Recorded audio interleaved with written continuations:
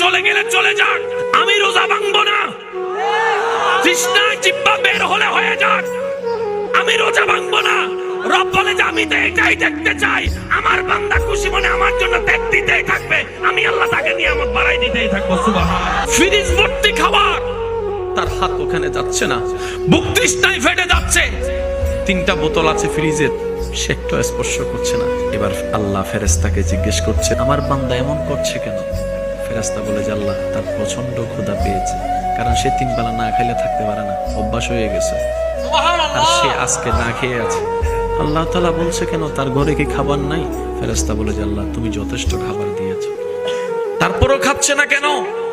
ফেরেশতা বলে আল্লাহ, তোমাকে খুশি করার জন্য। শুধু তোমাকে খুশি করার জন্য।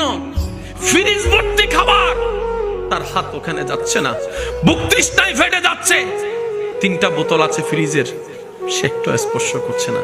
সে তাকায় আছে কখন তোমার হুকুম আসবে, মুয়াজ্জিন আজান দিবে, মাগরিবের আজানের সাথে সাথে সে খাবারটা খাবে।